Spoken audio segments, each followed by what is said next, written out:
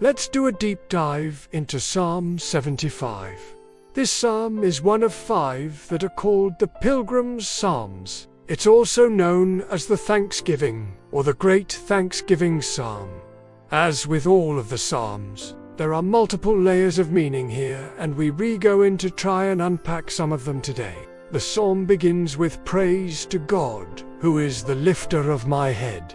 And right away we see an acrostic for the Hebrew letters. The first letter here is Yud, which stands for praise, and Hey, which means to aspire or to lift up. So you have praise to the God who lifts me up. And then Aleph, which means to be strong or powerful. So you have praise to the God who lifts me up and is strong and powerful.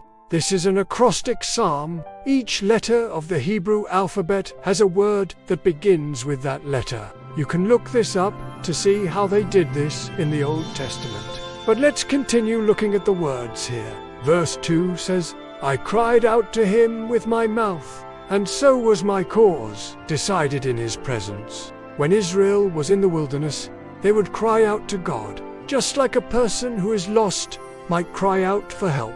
Here, David says that he cried out to God and his cause was decided. David knew that God was on his side and would deliver him from his enemies. Verse 3 says, the wicked, the violent, the ungodly, all those who forsake God are like this. They are like those who stumble and fall. In this passage, it talks about 4 types of people: the wicked, the violent, the godless, and those who forsake God.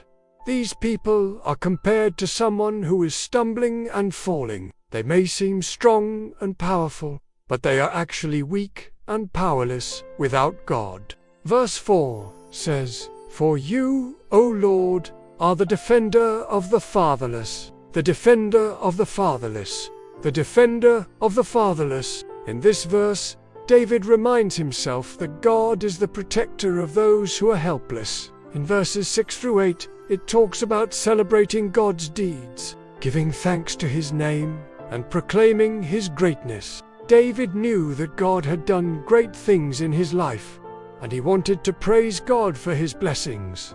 So let us take a moment and think about how we can apply these truths to our own lives. Just like David, we can cry out to God when we need help and know that he will answer us. We can remember that God is on our side, and he will help us through our troubles. We can also remember that God is the protector of those who are helpless. If you are going through a difficult time right now, I want you to know that God cares about you.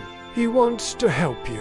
Just cry out to him and he will answer you. Well, I hope you enjoyed this video and learned something new about Psalm 75. If you have a favorite psalm that you would like me to cover in this series, please let me know in the comments below.